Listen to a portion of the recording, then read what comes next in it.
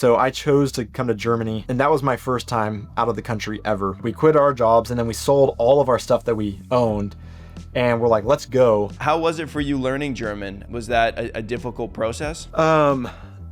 Yes, and well, no, just yes. We debate a lot of times about German people. Are they nice or are they not nice? That's kind of a culture shock. It's just social norms seem similar on the surface, but then once you get a little bit deeper, you realize that there's some really big differences. One year turned into another year, and another year we had a baby here, and then another year, and then we had another baby. And then I actually just got German citizenship last week. And so it's just like this idea of doing a 1-year adventure has really snowballed into a lot more than we ever expected.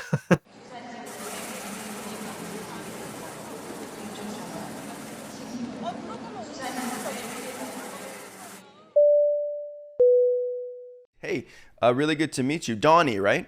Yeah. Nice to meet you too. Yeah, I'm Jared. Thanks for doing this. I really appreciate it. Yeah, absolutely. So are you in Canada? Is that what I saw? Yeah, that's right. I'm based in Vancouver.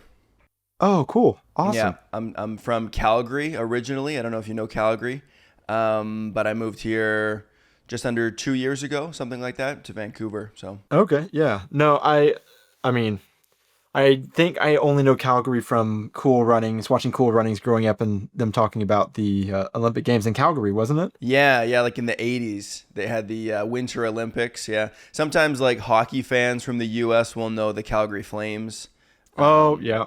That's usually it's one of those two connections. It's the Olympics or it's the Calgary Flames.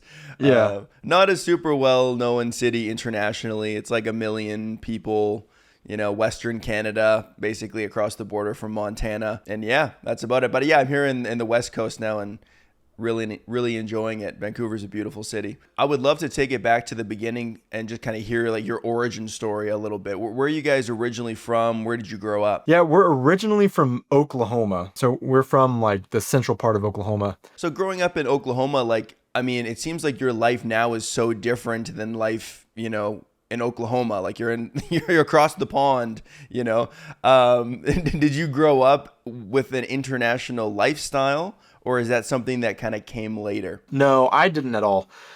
No, my family's vacations that we ever did was purely just going and visiting family in other parts of Oklahoma or going down to Texas to visit family there. So vacations were spent doing that. We never went on any kind of international trips or anything. So I didn't even have a passport until, let's see, I think I might have gotten a passport because my family thought we might do some trip at one point and then we never used it. And then whenever my wife and I got married, we used it one time to go to the Bahamas. But let's see. I think, yeah, the first time I ever actually left the country was when I was in university. So that's something that actually we kind of joke about a lot with the fact that we ended up over here is that we didn't come from a big travel family or anything like that. And so we've kind of wondered like, what happened to us? Like, why did we end up choosing this? And then even like my siblings, they both still live in Oklahoma and everything. And so we kind of asked like, why of the three of us was I the one that decided I wanted to leave the country and get an international experience? But my wife, she did grow up traveling a little bit more. So I know she took a couple trips to Europe when she was younger. And her family used to do a lot of like big camping trips. Like intense trips of like going like to the Grand Canyon and not taking a tent and just sleeping on the bank of the river. So like their family was a little more adventurous travel and intense, but it still wasn't like a ton of like jet setting around the world type of traveling. So Mostly in the U.S. yeah. And like obviously there are Americans like you guys who are travelers and who go abroad, but there is kind of that stereotype that there are a lot of Americans who will just never get a passport in their life. Do you think that's an accurate description of the average American? Oh, 100%. In particular, I don't know, are you familiar with like the new like laws in the US about getting a in quotes real ID to be able to fly now? No, I haven't heard about that. It's like your driver's license is basically like the ID that everybody has. And so they have these new regulations in place where you have to have a new type of driver's license called a real ID to actually be able to board an airplane now. Oh, And okay. I just saw a story today where they were talking about you have to use this real ID, or if you don't get this new license, then just use your passport and you can get on airplanes. But I saw a news story today, a local news story in Oklahoma, where the new law went into place and they were talking about how many people are showing up to the airport and don't have this new ID and they're not being allowed to get on their airplanes. And all these people in the comments were talking about how furious they were because they don't have this new ID. And in my mind, I'm just like, just use your passport. Just, you can easily, even if it's a domestic flight, you can use that. But the problem is a lot of them don't even have a passport. So they don't have any form of ID where they can legally get on an airplane now. So anyways, yeah, I think that's 100% a stereotype. But it's an accurate one. Yeah, yeah. I think it's kind of the same in Canada to a certain degree, but I think we travel a little bit more, probably like, I don't know, on average. I think that our country is also a little bit less diverse when it comes to different landscapes and climates and things like that. Like, yeah, I get it that a lot of Americans don't have passports, but at the same time, you're in a very big country with a lot of different things that you can see, right? You have everything from like, Alaska to Hawaii to Florida to Maine. Like those are pretty diverse places with different things to offer, and you have two coastlines. And so, yeah, it's like maybe people don't need passports because you have a lot of vacation spots within the country. I don't know, where in Canada, I think that we have, obviously it's even a bigger country, but there's less variety between places. Like each province is unique, but it's not Alaska to Hawaii. It's not that different. That's an extreme. No, I think that's definitely true. But I think something that's interesting too is since we've left the country and we've been over here, in a way, we've been able to look back at our country with a different lens, and we now see we've kind of seen that for the first time ourselves. Even though we grew up in the U.S., of like, we've talked a lot, like, man, isn't it so cool that we could go to Puerto Rico, we could go to Guam, and those are all American territories. You can just go there. And then, like you're saying, you go to the mountains and the Rockies. You can go to the beaches of Florida. We never thought about it that way until we left. And I almost think that a lot of Americans do that too. And there's probably also some of the Americans that do recognize that.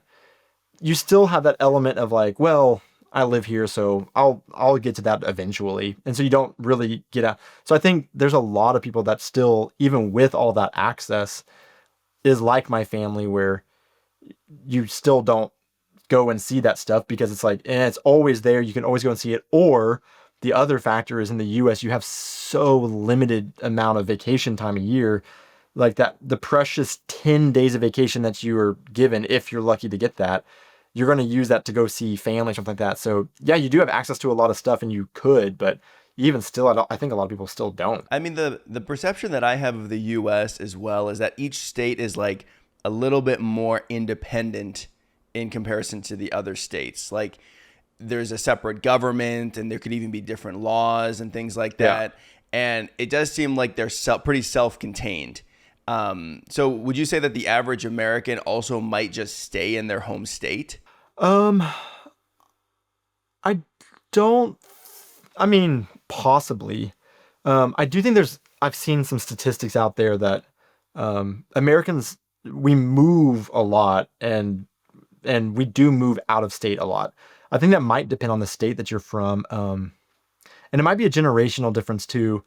But I mean, for sure, between Texas and Oklahoma, that relationship's almost like a big brother, little brother kind of relationship between those two states. And so people go from Texas to Oklahoma all the time. We'll live in Oklahoma, but then we went and studied in Texas and lived there for a while. Then we go back. But then I don't know how many Oklahomans you'll find like in Maine, but right, yeah, you will find a lot like in Arkansas, like bordering states, but. Mm-hmm. Because there are like geographical restraints because it's a very big country, but it also feels like every state has a unique culture, right? And I guess there's probably groupings of those cultures where it's like California is probably pretty similar to Oregon, and like you said, Oklahoma is similar to Texas, but you're not going to move from, Maine to wherever, I don't know, Montana. Yeah, could be. I mean, for some people, I mean, you tell me. I don't know. I'm not American, so I'm just kind of talking. I don't know. No. I mean, I think that's definitely true. It's hard for me to say like what I think is the, I guess, stereotype, simply because I know a lot of people who, yeah, were friends in Oklahoma, grew up in Oklahoma, stayed in Oklahoma, and are raising their families in Oklahoma.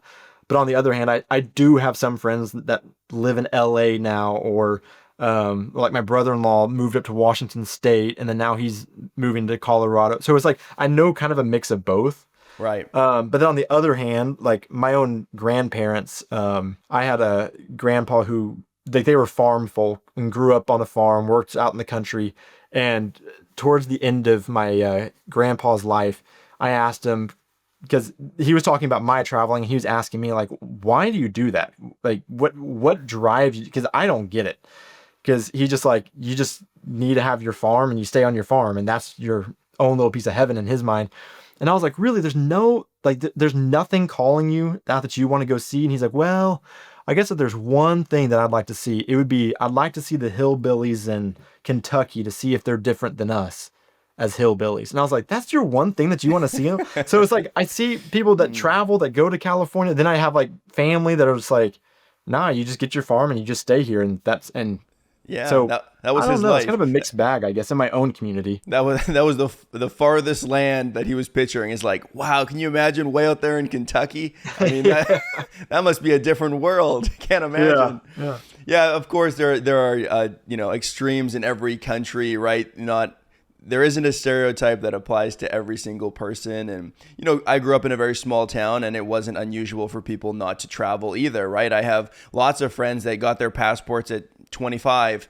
And I also have friends that, have spent a lot of time traveling and going on international trips. So yeah, it's always hard to like kind of pin it down and be like, this is how Americans are, or this is how Canadians are. Yeah. But yeah, so somehow in there, you guys ended up taking on this international lifestyle. What was the first trip that you went on? So for me personally, it was when I was in university, my degree program required me to do a study abroad. And, I looked at that as just like the coolest opportunity, because it didn't give my parents the opportunity to not allow me to go on the like international trip.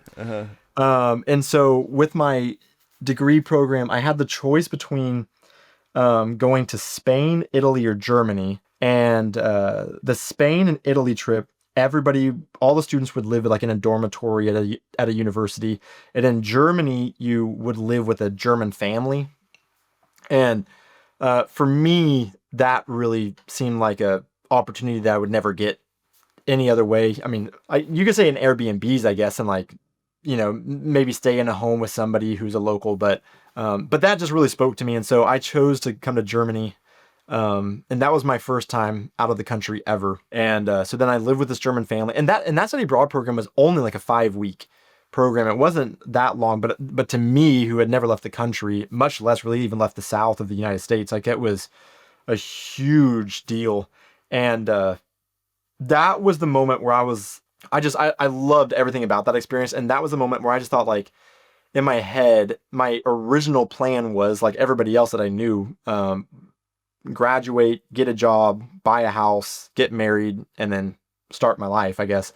And whenever I was there, it was kind of the first time where I saw like, oh, there's another option. I could do something different. And just like, man, it really sucks that I guess this amazing experience is limited to university just because of this program. Like, I wish I could choose to do something like this by myself. And then I kind of thought, well, like, why can't I choose to do this on my own?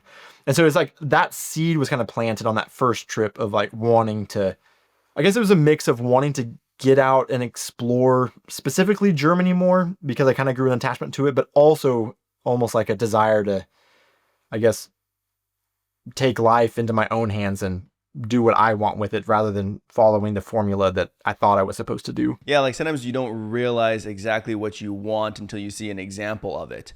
Right? Yeah. So maybe you had an idea that going abroad would be cool, but then until you were actually there, you didn't realize like, oh, this is actually what I want to do. I'm going to like take some agency and actually make this thing happen. So you were there for 5 weeks, and this kind of new idea started growing of like, ooh, the international world is waiting for me. And then where did you go from there? So from there, I ended up in a way following the original path, which was I got out of college. My wife and I got married very quickly out of university. We didn't buy a house, but we got a house, and she was going to grad school. I got the job. But so we kind of, I guess, started down that path of what I was hoping to reject, but like I kept thinking about that idea, and pretty early on, I asked her when we got married, would you ever be open to trying to live abroad somewhere? And I think Germany was one of my ideas, but I also wasn't sure like how one even does that. How do you get a visa? How do we move? And but I was just asking her like if we could find a way, would you be open to it? And she pretty immediately just said, "Yeah, 100%. If you want to do that, let's go for it." And so once she got out of grad school, and then I ended up going to grad school. Once we got done with that, we both got our jobs to kind of start our careers, and um, there was a combination of having that idea. We both kind of were excited, and we would dream about it together. And then we both ended up hating our jobs at the exact same time. So it was like, okay, now we hate our jobs. We have this dream. Should we just try to figure out how to finally do this? It made it a little bit easier because in all of my research, I couldn't find a way for me to get a visa, but my wife, she got a degree in speech pathology. And so we learned that a speech pathologist could pretty much practice in any English speaking country. They all have like deals where they recognize the licenses of the other countries. And so I used to jokingly call her my golden ticket because I knew she could get us a visa somewhere because she was in her job field was in demand in like every English speaking country. Yeah. And so we thought, okay, well, we're not going to do Germany because it's not English speaking, but we could do the UK. And so she got her license and everything recognized in the UK. We quit our jobs. We kind of got ahead of ourselves. We really should have waited to get a job first, but we quit our jobs and then we sold all of our stuff that we owned and we're like, let's go. But it was like at that time, Brexit started happening and all the contacts she had in the UK that were helping her find a job told her just forget it because they're not giving out any more visas anymore.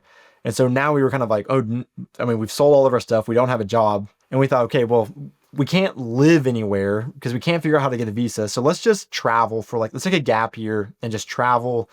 And so that's what we did for about 9 months. And we ended up like circumnavigating the globe twice. Wow. And we would just go to a country, travel there for a little bit, and then just get on Google and see where the cheapest flight was next. And that's where we would just go. So we had like no plans. And it was a really fun adventure. But yeah, about 9 months into that, we said, okay, now we need to have a plan because we still don't have jobs or anything. And so my wife just that night that we talked about that Googled jobs in Germany because then we heard that there are military bases in Germany that maybe she could like find a job at doing speech path. And she ended up finding a job listing that night, interviewed like the next day or the day after, and then had like a job offer a couple days after that. And so it just happened really quickly all of a sudden. And then, so we flew home to see our family for a few weeks. And then since we didn't have anything, we just had backpacks. It was a really easy move because then we just hopped on a flight and came to Germany. And yeah, and then now we've been here for 6 years. But initially it was like, let's just go to Germany and do a 1 year adventure. And then we'll go back home and we'll pick up where we left off and we'll start working again. But then 1 year turned into another year and another year. We had a baby here and then another year and then we had another baby. And then I actually just got German citizenship last week. And so it's just like this idea of doing a 1 year adventure has really snowballed into a lot more than we ever expected. Wow. Yeah. Well, congratulations on the citizenship. That's awesome. Yeah, thanks. Yeah, it's cool that like your travel dreams were also validated because I think a lot of people have kind of a romanticized view of what travel is and they're like, I would love to take a gap year and do this and do that. And then when it actually comes to the nitty-gritty logistics, that probably isn't something that they either really wanted to do or something that they were prepared to do with everything that's involved in it. And in your case, you had that desire to go abroad, but you had very limited experience as well, right? Like 5 weeks in Germany is 5 weeks, but it's not that much time. And so to make that big move and be like, I'm going to sell all my stuff and go abroad, were you worried that like you might get to a different country and realize that you liked it better in Oklahoma? Yeah. I mean, on one hand, it was scary. And I remember us specifically like, we would always come home from work and we would just go on these long walks, just talk and figure out what we were going to do. And I remember one walk in particular where we made our decision that we were going to do this. It was almost like no, we're not really going to do this. there's no way we're actually like, this is fun to like play like we're going to do it, but we're not actually going to do it. And then we got to a point where we're like, okay, we need to stop saying, we made like a very specific decision to stop saying if we do this, to saying when we do this. And it was like when we started saying that over, like, okay, when we move abroad one day, when it became a lot more like, I think we started believing like, oh, I think we could do this. And but it was really scary. And I have sometimes kind of wondered, like, if I wouldn't have been married and she wouldn't have been so gung ho, would I have been brave enough to do this on my own? And I think like maybe, because like I guess I kind of did that in college. I made that. I mean, sure, it was a mandatory program, but I made the decision to live with a German family and put myself through that kind of like uncomfortable but like fun experience.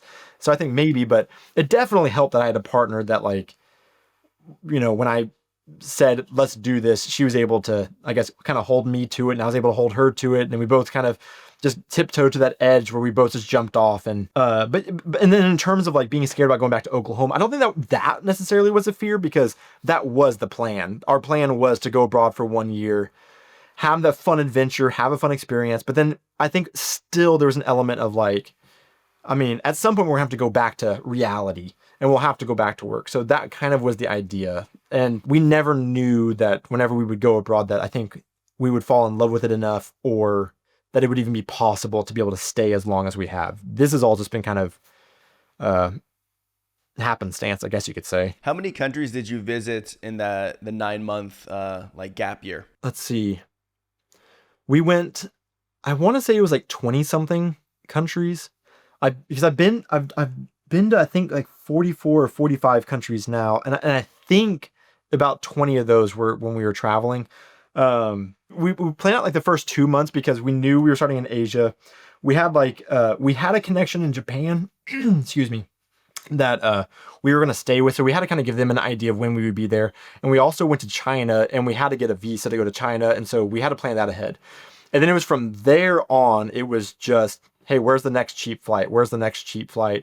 And so we ended up doing like Asia pretty hard. Then we went to Europe, and then we did Europe for a while. Then we came back to the States for like a birthday, then went from there to Australia, New Zealand, back up through Asia, over through the Middle East and Northern Africa, and then back up to Europe for a little while. And then that's where we ended up finding the job.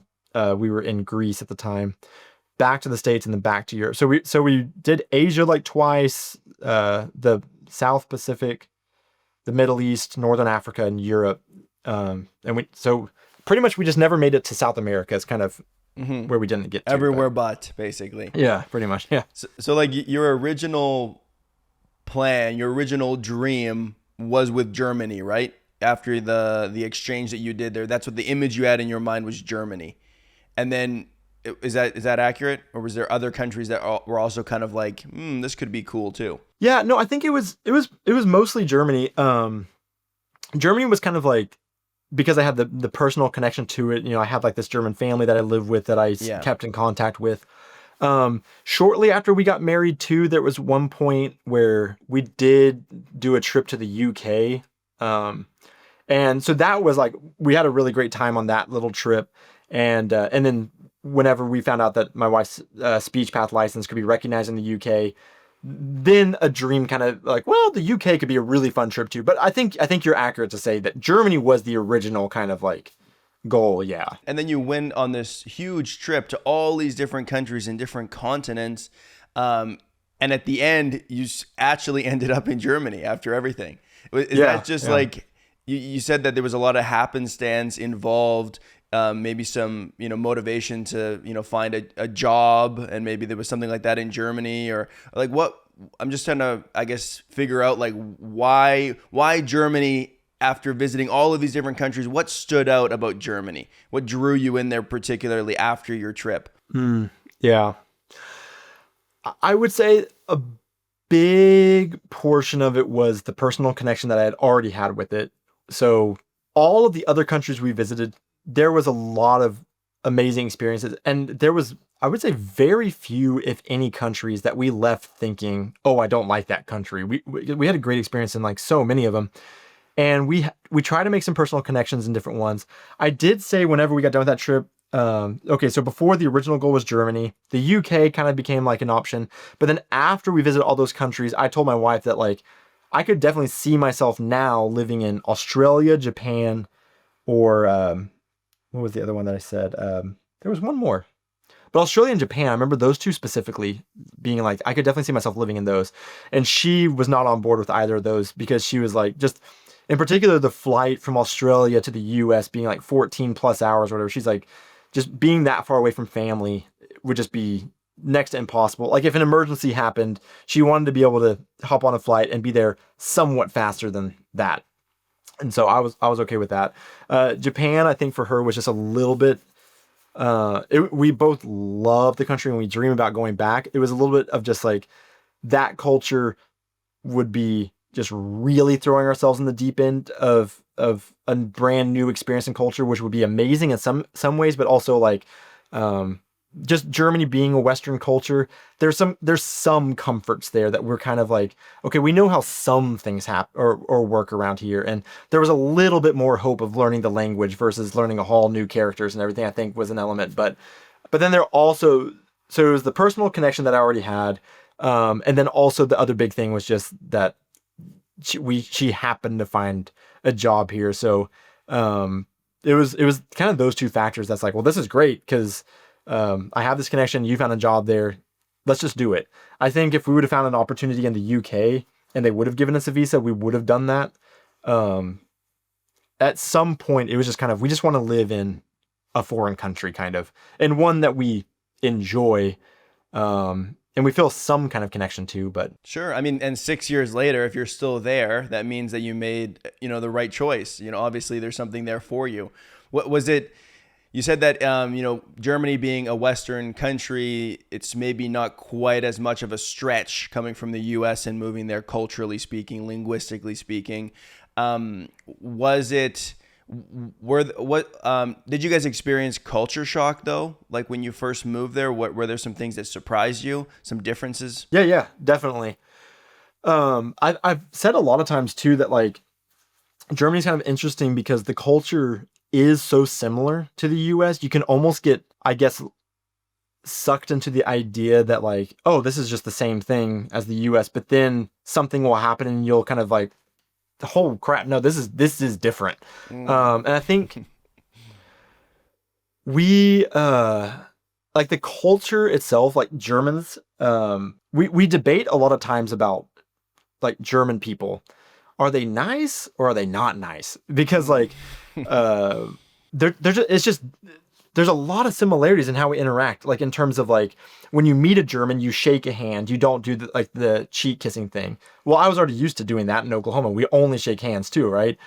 But there's still there's a lot of similarities in how we interact socially, but there's still a big difference in how like Americans, and I would say a lot of times Southern people from the South too, a lot more, we're compared to a peach. Have you heard this before?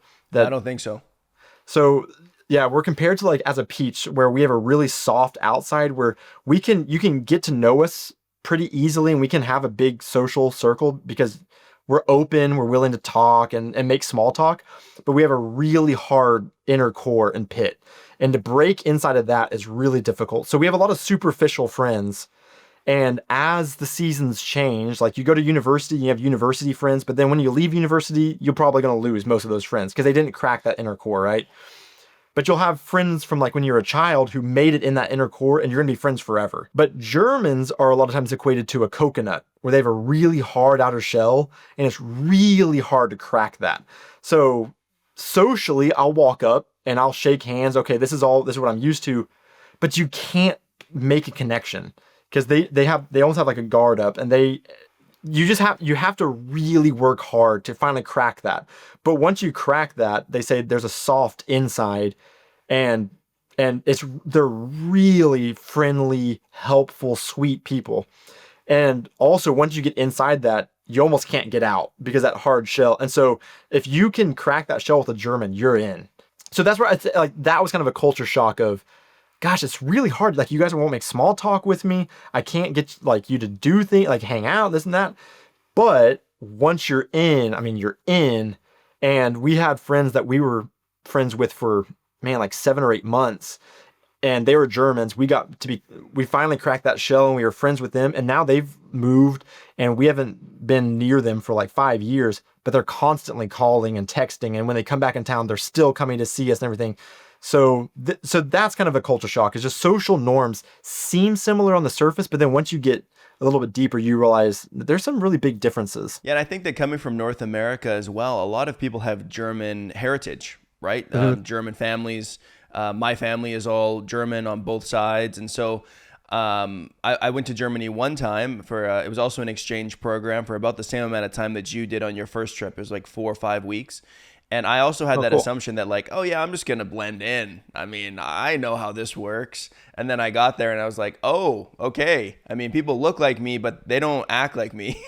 Like Yeah. I'm trying to make small talk with like the cashier at Aldi and being like, hey, how's it going? Got nice weather. And they're like looking at me like I've said something offensive. Yeah.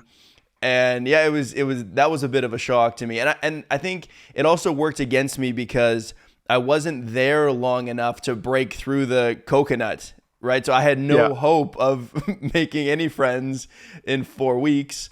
But the way that I was able to see the other side is that I was there for an exchange through my university, right? So I was with other international students, and we mostly just hung out. And once in a while, we'd hang out with some, like we'd have, like run into some Germans at like a bar or something, but nothing big. And then after the program was up, I had a German friend that came and picked me up with his dad, and then I went back and like stayed at his family house for another week before I went home to Canada.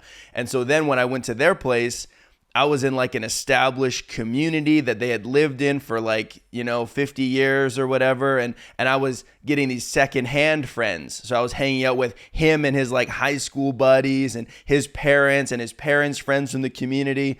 And I was blown away at how friendly everybody was all of a Yeah. sudden. Like we were going out for drinks and they were engaging with me and asking me questions. And we're walking around the neighborhood and talking to like little old ladies watering their tulips in the front yard. And they're like, hey, how's it going? You're like talking to him, but I'm there witnessing it. And so then that's where I saw the soft inner shell, I guess, of the coconut. And I was like, Yeah. oh, people do care about each other in this country. I didn't realize that's how it was. So yeah, I can totally relate to you. But like, how do you get there though? Like, I get that if you've lived in a community for like years and years and years, it probably just happens. But like with the friends that you had for those 8 months, if you can't start with small talk, how do you start that process of like becoming true friends? Yeah. So I think your example is kind of how you do it. Honestly, you got to have someone that can get you in with them. Friend of a friend. In a way. So for example, like some friends that I made when we got here, I signed up immediately for intensive German courses. And so it was 4 hours a day, 5 days a week in German from day one. And so in that class, I made some friends who like they came to Germany because they were in relationships with Germans. So I was able to make friends with them because we were in the same boat of being foreigners in Germany. And once we became friends, well, then their German partners had no choice but to become friends with me. So like that was a way of cracking some of those shells.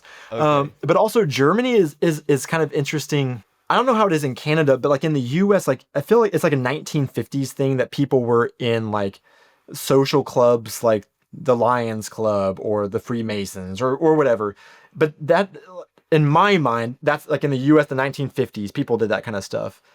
Well, in Germany, like that's still huge. To make friends, you have to join some sort of social club, and they have social clubs for everything that you can imagine.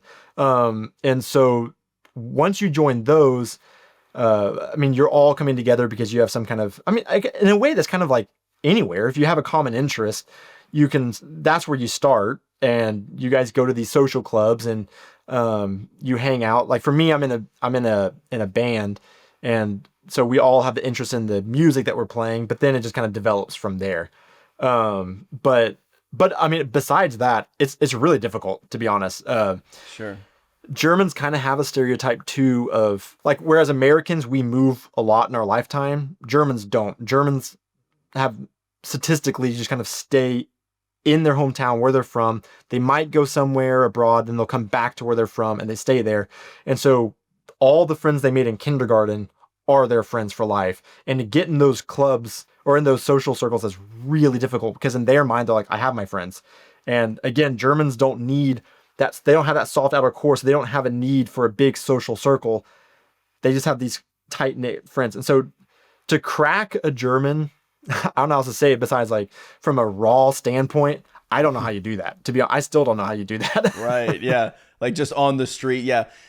Yeah, because it doesn't feel like the social interactions that we kind of take for granted in North America would ever happen there. Like you're not going to be making a friend at like a bookstore in Germany, I don't think. Like, Yeah. I mean, the perception that I have of Germans is that they only want to do things that make sense.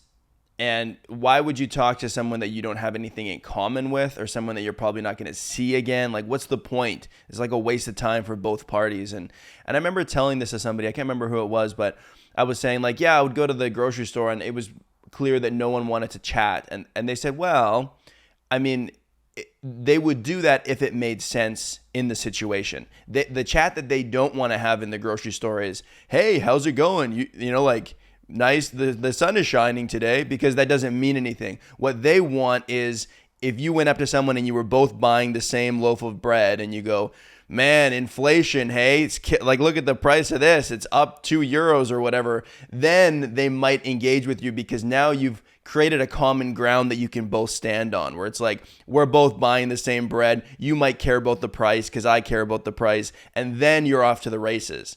And I'd never thought about that, and I never tried that when I was in Germany. But I was like, yeah, maybe that's how Germans are. Maybe it's not that they're immune to superficial chat, but they just want it to make sense in the moment, you know? Yeah. Yeah. No, I think you're definitely onto something with that. I think there's other complicated kind of layers to it in terms of like when we speak, and I'm pretty sure it's the same in Canada too, but like if you introduce yourself to somebody, you introduce yourself by your first name, right? Mm-hmm. And Yeah. here it's not that way. There's social rules that I've had to learn over time.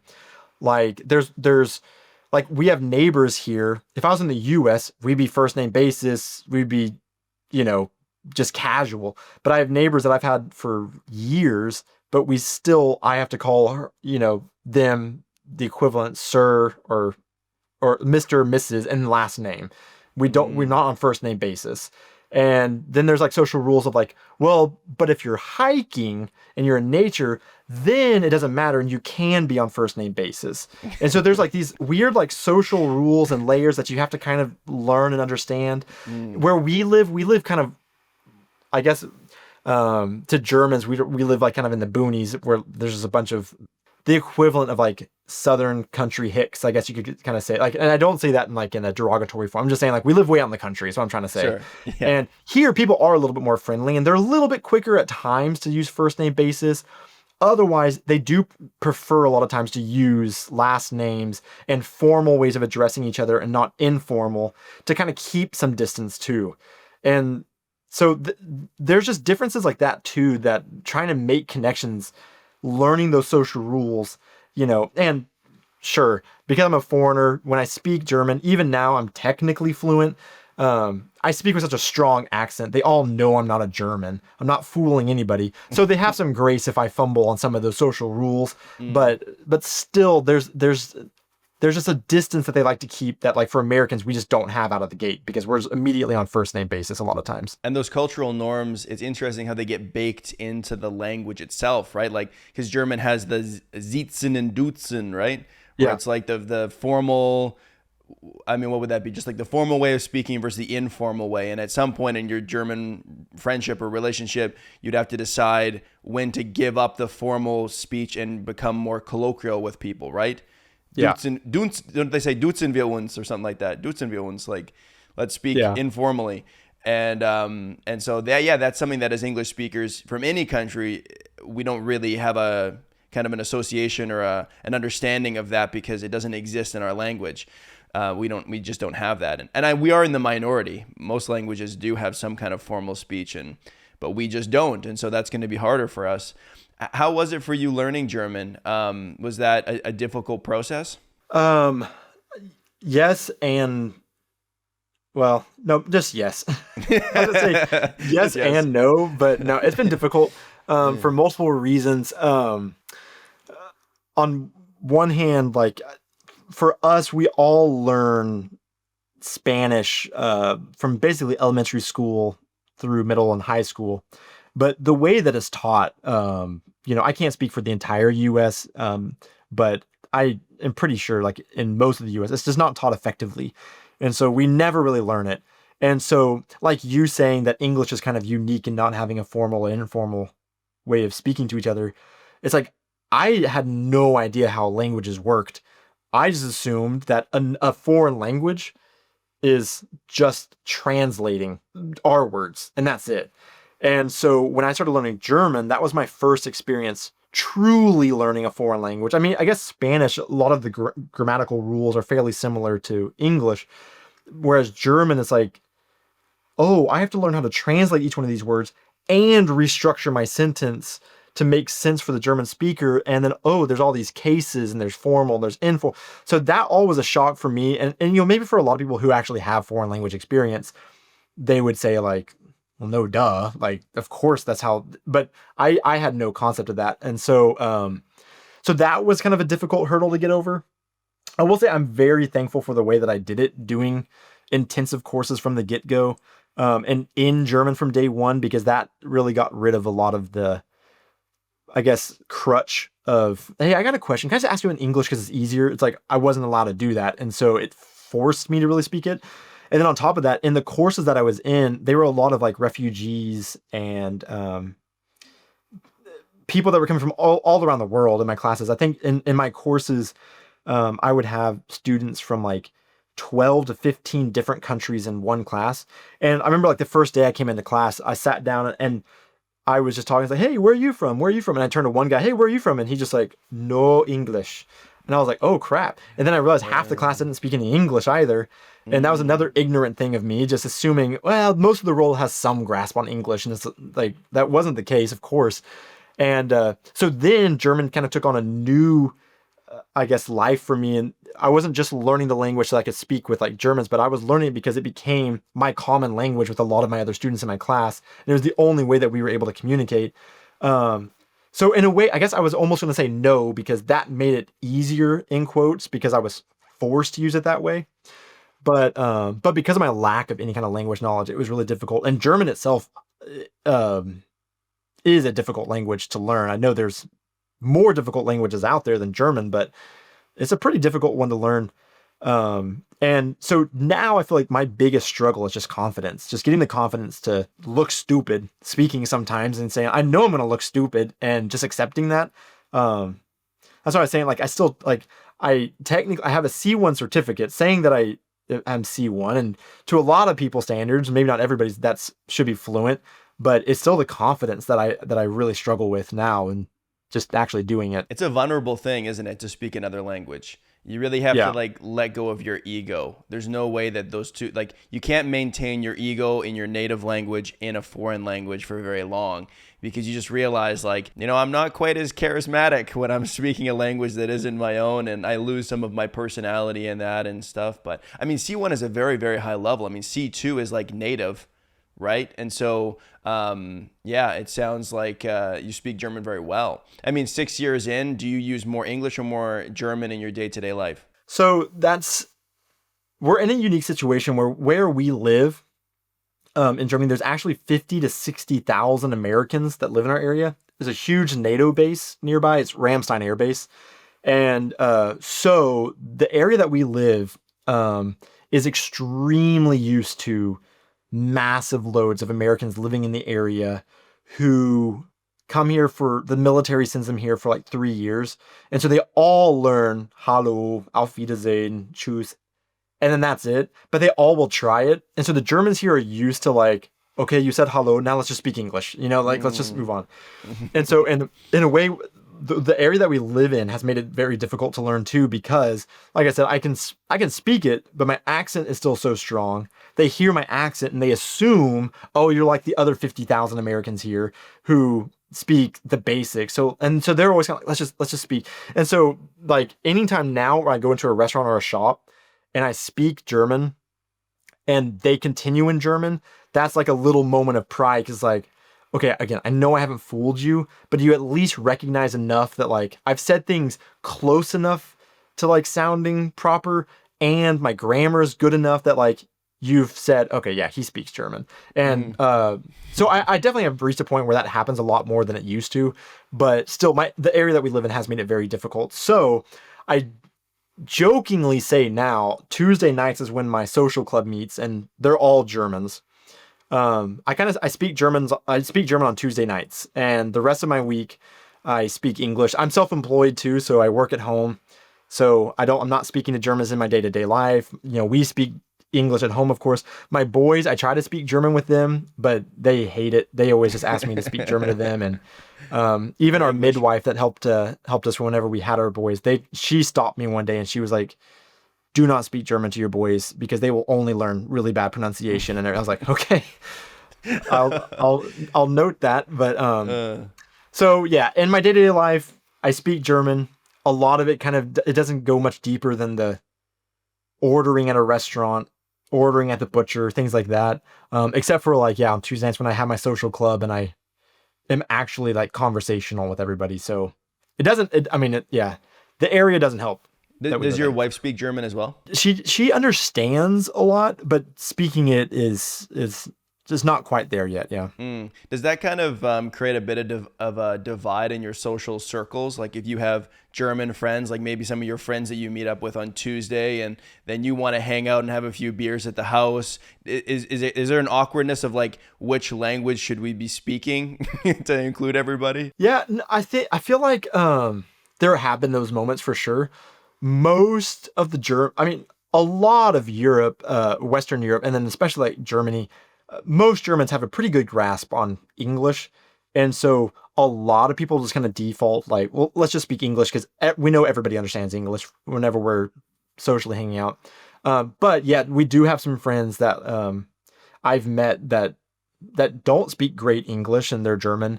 And so they prefer if we speak in German.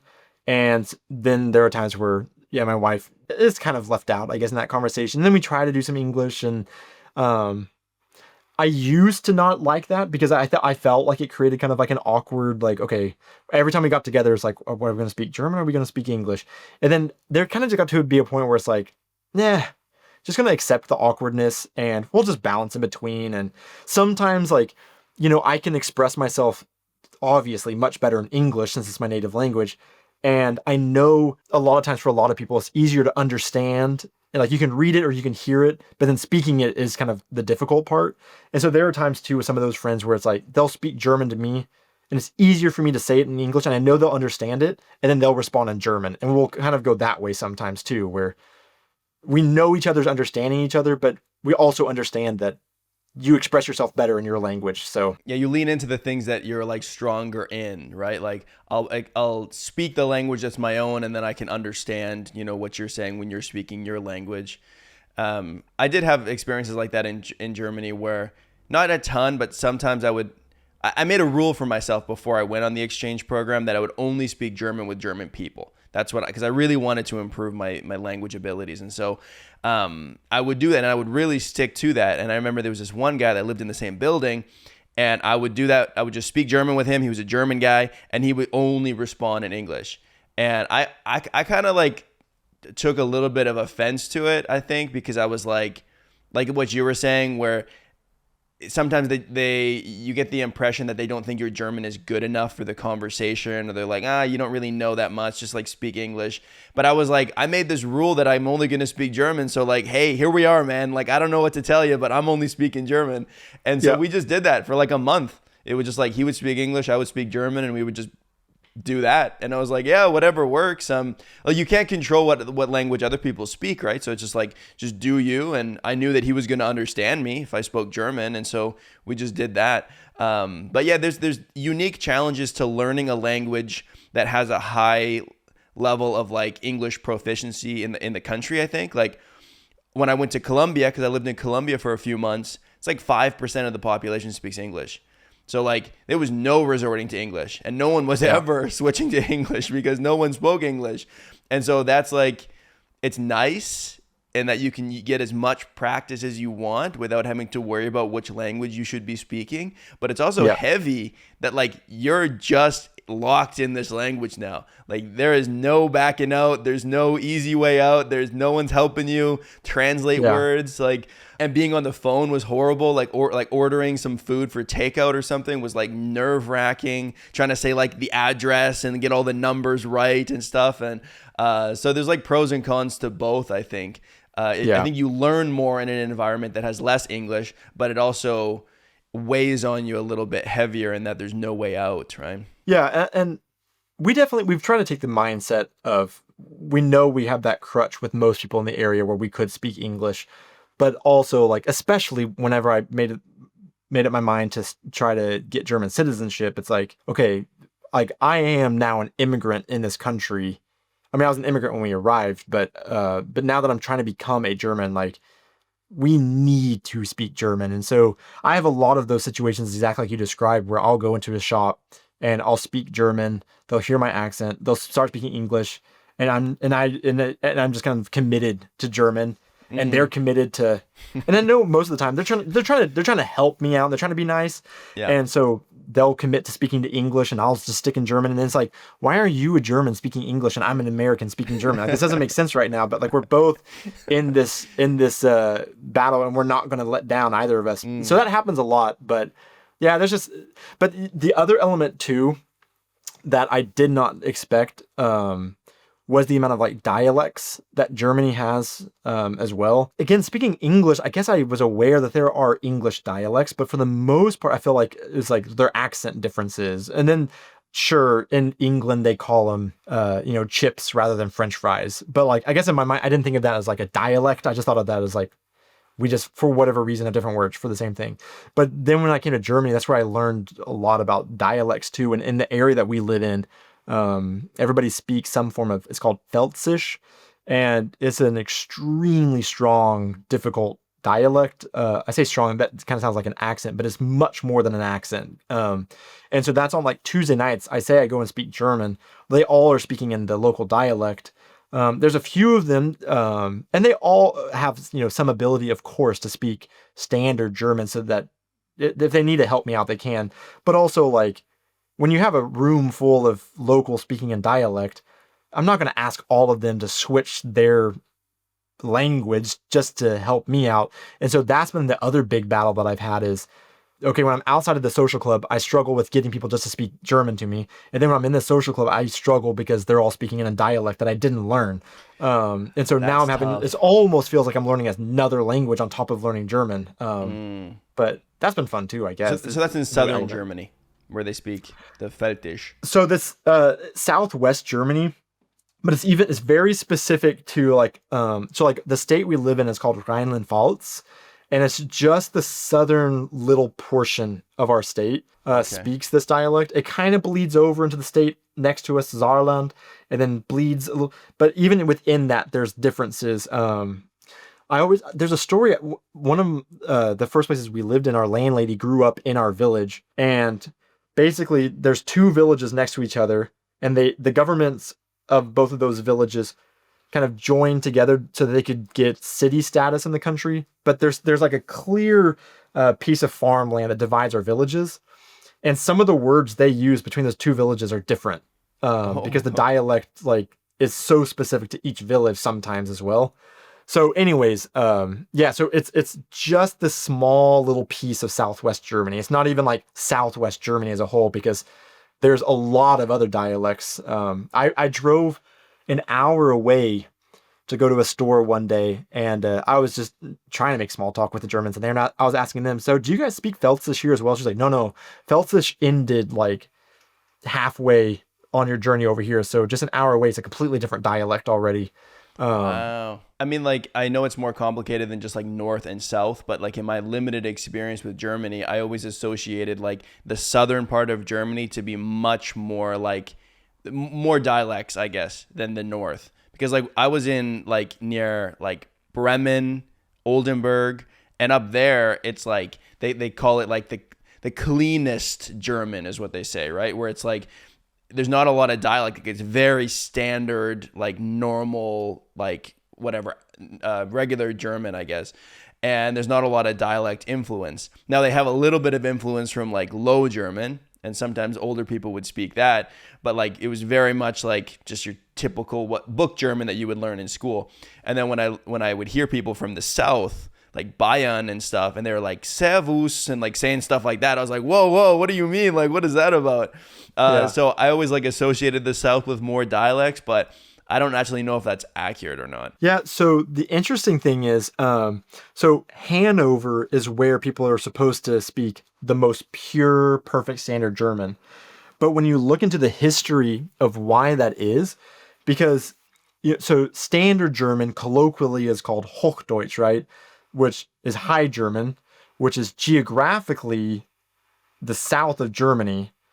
So that's where it's supposed to come from. So Hanover is supposed to be, I can't remember if it's Middle German or Low German. Geographically, it's a lot lower in elevation. And so the theory is the reason why Hanover and that kind of area speaks such good standard German was because their original dialect was so vastly different from standard German that they all had to learn standard German perfectly to be able to actually communicate with the rest of Germany whenever they spoke standard German.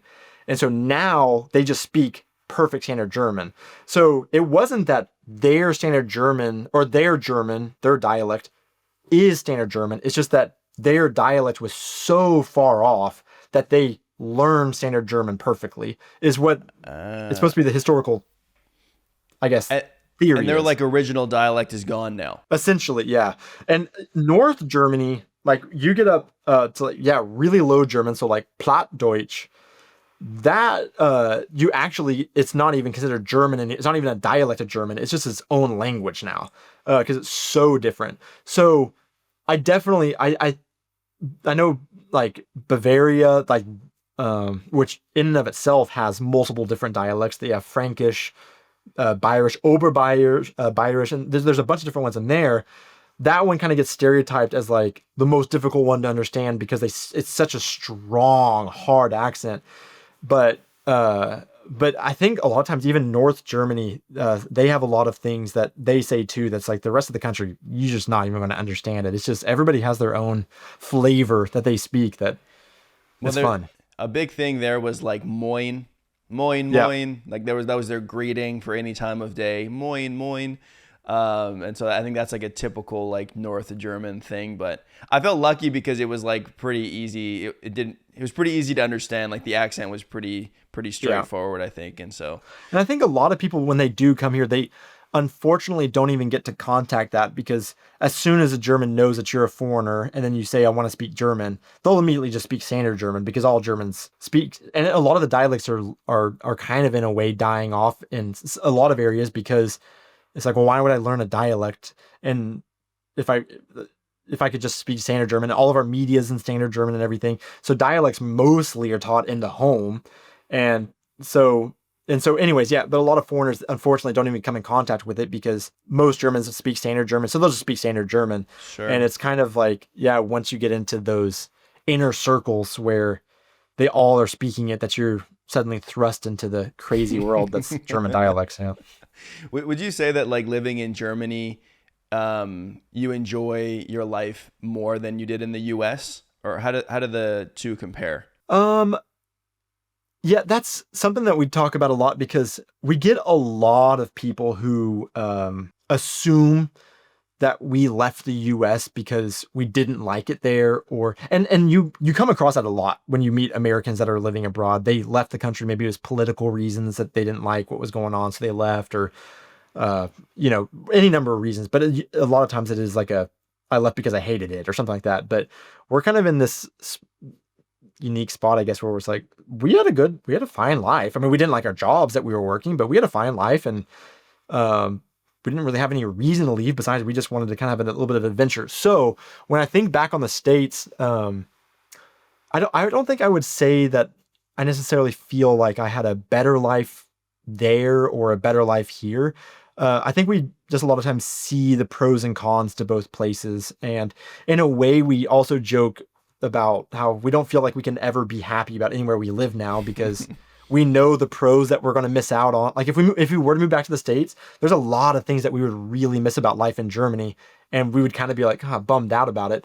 But then if we stay here, there's things that we miss about the U.S. that we would be pretty bummed about. I mean, of course, the biggest factors is just that we're so far away from family, and all of our friends that we grew up with, that we FaceTime like once a week, and that's kind of it. And so no matter how good our lives are in Germany, there's always going to be that factor that's going to be missing. So I guess like if I had to choose which one I felt happier in, I would say right now it'd probably be Germany. I do think that I would say that I've come to really appreciate a lot about just like the social and community aspects of living in Germany. But because in some ways you have chosen, right? Because you live in Germany.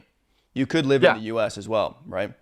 Yeah. But I totally agree with you. Like this idea that there's like some perfect utopian country, it just doesn't, it's not realistic, right? Every country has its pros and its cons and things that you like about it and things that you don't. And, even the countries where we grow up in and, we should have this connection to, once you leave, you start to see where they have shortcomings, right? Where you're like, oh, Yeah. I don't really love this, and this aspect isn't very good and stuff. So, yeah, I think that the you can probably get at some kind of utopian life, but it would have to be like between a few different countries. You'd have to spend a little bit of time in this country and in that country. And, for example, you might be a Canadian and then for the winter months move somewhere where there's nicer weather, and then you could take advantage of that. And then when it gets blazing hot in that place, you could come back to Canada for the summer. And, you could kind of like, you could scam the system a little bit to try to find that. But in and of itself, there is no perfect country. There can't be, right? Well, yeah, no. And I think too, a lot of places that we live,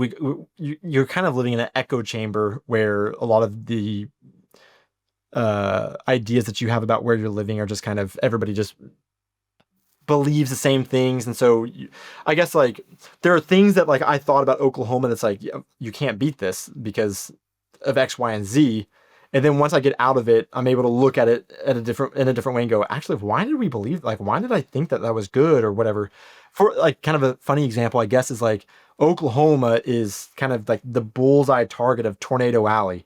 And so every spring is just, you're constantly on the lookout for tornado storms coming through. And everybody in our homes, typically in your garage, you have a tornado shelter that you go down underground to try to like hide from tornadoes or whatever. And in a way, I kind of accepted that as this is just a fact of life. Like this just happens. And now we moved to Germany, and completely honest, in like the 6 years we've lived here, I can count the number of times we've had thunderstorms like on both my hands, and that's it. And I've realized you don't have to live with tornadoes. That doesn't have to be part of your life. Like, Right. why did I just accept that as like, this is just a fact of life? You know, you got to fear for your life in the springs. Like, and so that's like a silly example, but there's a lot of like more serious examples too of like things that we believe like were just kind of facts of life. And then once you step out of it, you realize that it's not that case. Or the other side of, you live in a place and you hear things about another country and you just accept it as a fact. And then you get there and you realize it's a totally different, and that can be positive or negative. There's things that you think the grass would be greener over there, then you live there and you're like, it's actually not, or the other way around. So, Sure. I think getting out of that kind of bubble and experiencing something different really has helped me appreciate and recognize the negatives of all of these different places, I guess. Yeah, and I think that the key there is you have to get out in order to see the comparison, right? Because I've heard people here say, Canada is the most beautiful country in the world. And I go, Canada is a very beautiful country, but you've never left. How do you know that it's the most beautiful country in the world? Like, if you leave Canada and go to some other countries and you come back with the idea that Canada is the most beautiful country, then I agree with you. Great, that's awesome. But until you've left, I have no way of trusting your opinion, right? And so,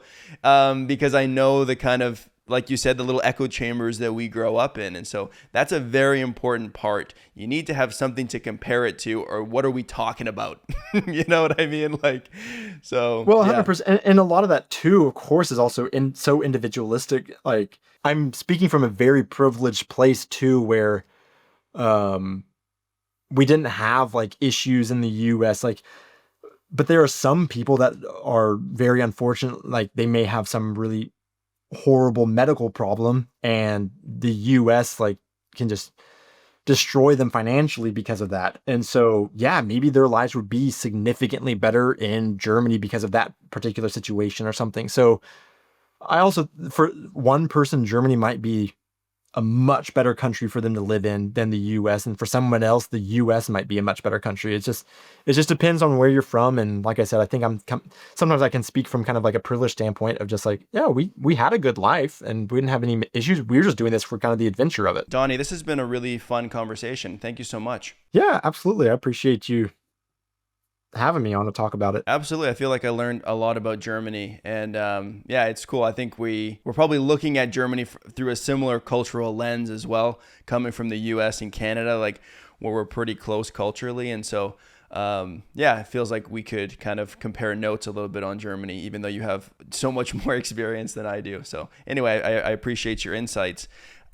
Before we wrap up, let people know how they can find you online. You make a bunch of amazing instructional, informative videos about Germany. How can people find that? Yeah, so my main channel is on YouTube, Passport 2. I also am on TikTok and Instagram. Um, but yeah, YouTube is kind of my bread and butter. Perfect. Okay, well, I'll put a link to that in the description so people can check it out. Thank you so much.